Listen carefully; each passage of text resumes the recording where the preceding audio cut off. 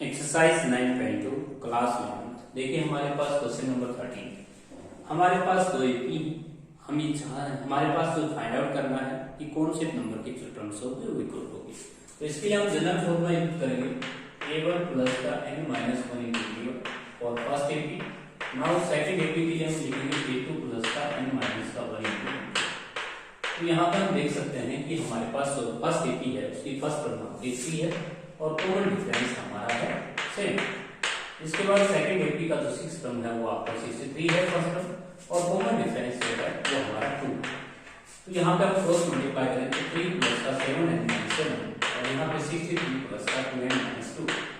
अब यहाँ पे हम 7n देख सकते हैं, 7n में से अगर 2n सब्ट्रैक्ट करते हैं तो 5n और ये हो जाएगा आपका 61 और ये 7 माइनस का -4 आ रहा है, -4 को यहाँ +4 कर देंगे तो n की वैल्यू आ जाएगी 13।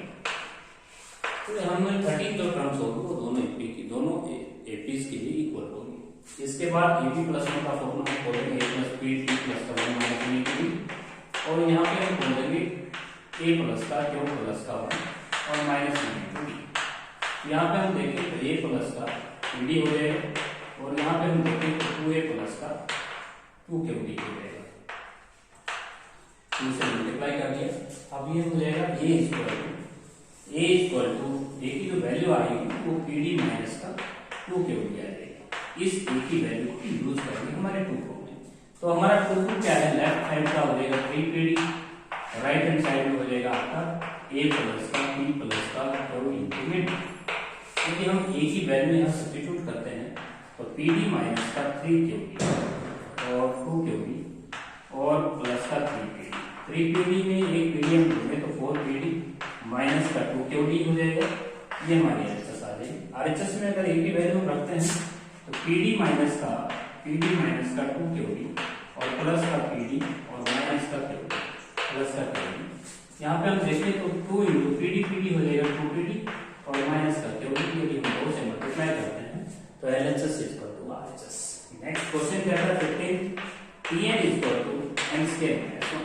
यदि इसमें 1 पुट करते हैं तो 0 आता है, 2 पुट करते हैं तो 3 आता है, 3 पुट करते हैं तो 8 आता है, 4 पुट करते हैं तो 15 आता है। यदि note A because the common difference is note से। तो 15 क्वेश्चन सो इजी। इसके बाद नेक्स्ट क्वेश्चन है 16 क्वेश्चन।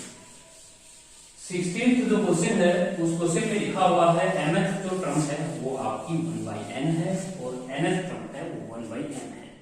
तो mth term is equal to question number 16 mth term आपका है a प्लस का m प्लस 1 a प्लस का m minus 1 into b। mth term equal to 1/n और आपको nth टर्म दे रखा है, nth टर्म आपको दे रखा है 1/n। इन दोनों को हम सब्ट्रैक्ट कर लेंगे, सब्ट्रैक्ट करेंगे तो यहाँ पे m माइनस का n इंटू b और यहाँ पे आ जाएगा 1/n माइनस का 1/n। Now taking LCM in the right hand side में हम एलसीएम लेते हैं तो m minus n upon m minus n से माइनस कैंसिल d की वैल्यू आती है 1/n। d की वैल्यू को 1/n अगर आप यहाँ पे सब्स्टिट्यूट करते हैं यहाँ पे फर्स्ट इक्वेशन में तो आता है a प्लस का m माइनस का 1 अपॉन m और is equal to 1। Now taking the left side am और प्लस का m माइनस का 1 और अपॉन में mn और इज इक्वल टू 1 and से कैंसिलेशन है। Now cross multiply amn plus का m माइनस का 1 इज इक्वल टू 1 m से cancel amn is equal to 1। यहाँ से a की वैल्यू हम ले सकते हैं 1/n। अब हमें याद करना है इस क्वेश्चन में 16 टर्म में हमें mth टर्म निकालनी है तो tmn हो जाएगा आपका a प्लस का mn माइनस का 1 इंटू। यहाँ पे हम a की वैल्यू रखेंगे, a की वैल्यू हमारी 1/n होगी। mn हमारा टोटल एलसीएम कॉमन आ जाएगा mn माइनस का 1 mn से mn कैंसिल आपका आंसर। तो ये था क्वेश्चन नंबर 16। अब हम क्वेश्चन नंबर 16 लेते हैं। Question number 17। क्वेश्चन नंबर जो 17 है वो लिखता है pth टर्म हमारी क्यू है तो a प्लस का p माइनस का 1 इंटू d हमारी क्यू के इक्वल है और a प्लस का q माइनस 1 इंटू d हमारी p के इक्वल है। तो अब हम देख सकते हैं कि q टर्म p दी हुई है, r टर्म आपको निकालनी है। दोनों को सब्ट्रैक्ट कर देंगे, माइनस माइनस माइनस तो ये होगा p माइनस का q into d equal to q minus p। ये कैंसिल कर देगा p माइनस q 2 माइनस 1 तो d की वैल्यू -1, d की वैल्यू -1 अगर हम सब्स्टिट्यूट करते हैं तो a minus P plus one equal to Q. A की जो वैल्यू आती है वो क्यू प्लस का पी माइनस वन आती है। ए की वैल्यू हमने फाइंड आउट कर ली, डी की वैल्यू हमने फाइंड आउट कर ली, तो आर एफ बनाना बहुत ईजी होगा। आर एफ का फॉर्मूला हो जाएगा A plus R minus B. यदि हम इसमें ए पुट करते हैं क्यू प्लस का पी माइनस वन और डी हमारा माइनस वन है, तो माइनस का आर प्लस वन, वन से वन कैंसिल, तो पी प्लस का क्यू माइनस का R, that is your R F term. हमने आर एफ टर्म को फाइंड आउट कर दिया। इसके बाद नेक्स्ट क्वेश्चन है 17 क्वेश्चन। तो 17 क्वेश्चन के अंदर 3 पार्ट्स हैं। ABC is R in AP। Question number 18 जो है उसमें हमें दिया हुआ है ABC R in AP। तो देखिए ABC अगर AP में है तो इस क्वेश्चन में हमें कंडीशन लगानी है to be equal to A plus C। That is the condition of AP for 3 terms. यदि आपको 3 टर्म्स AP में दे रखी हैं तो मिडिल टर्म का ट्वाइस इक्वल होगा first term and third terms का सम के इक्वल। तो यहाँ पे आपको ये कंडीशन प्रूव करनी है 18 टर्म का फर्स्ट पार्ट।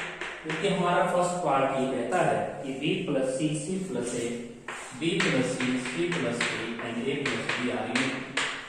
तो यदि हम यहाँ पे AP का रूल लगाते हैं P2 माइनस का T और equal to P3 minus T, देखिए क्या होता है। C प्लस A में से यदि b प्लस c आप सब्ट्रैक्ट करते हैं और a प्लस b में से c प्लस a सब्ट्रैक्ट करते हैं, यहाँ पे कैंसिल होता है, a से a कैंसिल होता है, यहाँ पे कैंसिल होता है, c से c कैंसिल होता है। a minus b equal to b minus c। यदि हम b को उधर ट्रांसफर करते हैं, c को इधर ट्रांसफर करते हैं, a plus c equal to. तो इसका मतलब ये है कि ये जो कंडीशंस हैं ये to be equal to a plus c को प्रूव होती है, तो दीज आर आल्सो इनफ। इसके बाद सेकंड पार्ट है इसका। जो सेकंड पार्ट है 1 upon root b plus root c, उसके बाद 1 upon root c plus root a, उसके बाद 1 upon root a plus root b है। इसको हम आल्सो आर इन AP, इसको आपने AP में प्रूव करना है। तो इसके लिए हम ये रिजल्ट अप्लाई करेंगे। तो देखिए रूट c प्लस का root a plus root b, तो इसके लिए अप्लाई यही रिजल्ट करेंगे P2 माइनस P और इक्वल टू P3 माइनस। तो यहाँ पे 1 अपॉन रूट c प्लस का root a, 1 upon root c plus root a और minus 1 upon root b plus root c और equal to 1 upon root a plus root b और minus 1 upon root c plus root a। यदि हम यहाँ पे LCM लेते हैं left side में, तो लेफ्ट साइड का जो एलसीएम होगा वो होगा रूट c प्लस का रूट a और आपके पास एलसीएम होगा root b plus root c। और यहाँ पे हम देखेंगे कि root b minus root b plus root c और माइनस यहाँ पे माइनस है तो root c minus root a हम कर देंगे, minus root c minus root c cancel. इस साइड भी अगर हम एलसीएम लेते हैं तो एलसीएम हमारा आता है root a plus root b और आपका एलसीएम आता है root c plus root a। और यहाँ पे हम देखें तो root c plus root a यहाँ पे आ जाएगा और माइनस का रूट a माइनस का रूट a आ जाएगा, रूट a से रूट a कैंसिल हो जाएगा और नीचे डिनोमिनेटर से root c plus root a हमारा कैंसिल हो जाएगा। तो root b minus root a is equal to root c minus root b। Root b हम 2 टाइम्स कर सकते हैं और equal to root c plus root a। That is our required answer. तो देखिए इस क्वेश्चन के अंदर हमने जो AP का रूल लगाया है वो हमने यही लगाया है। हम स्केलिंग कर देंगे, स्केलिंग करते ही हमारा रिक्वायर्ड आंसर हो जाएगा। तो root b plus root c plus root a और root a plus root b हमने सबसे पहले P2 माइनस P1 करना है, उसके बाद एलसीएम लेना है। नीचे से हमारी टर्म कैंसिल भी हो रही है लेकिन हमने क्रॉस मल्टीप्लाई करना है। क्रॉस मल्टीप्लाई करेंगे root b minus root a की, root a minus root a की, यहाँ पे root b plus root a, root b plus root a। यहाँ पे एक बार मिस्टेक हुई है, पिछली बार हमने डिनोमिनेटर को सॉल्व नहीं किया था लेकिन हमने क्रॉस मल्टीप्लाई करनी थी। तो यहाँ पे root c minus root b और यहाँ पे root c root b plus root c, तो यहाँ पे मल्टीप्लाई करेंगे a square minus b square से। तो a square minus b square से प्रोडक्ट होगी तो b माइनस a और यहाँ पे आपके पास हो जाएगा b माइनस a और यहाँ पे हो जाएगा c माइनस b। b को इस साइड लेके आएंगे तो b equal to c plus a। That is the condition of AP। ये AP की हमने कंडीशंस को प्रूव कर दिया, तो ये टर्म्स हमारी AP में हो जाएंगे। इसके बाद थर्ड टर्म हमको लेते हैं। जो हमारी थर्ड टर्म है, थर्ड पार्ट है, सॉरी थर्ड पार्ट में हमें डिवाइड करना होगा b square plus c square minus b plus c का whole square minus a square, उसके बाद c प्लस a का होल स्क्वायर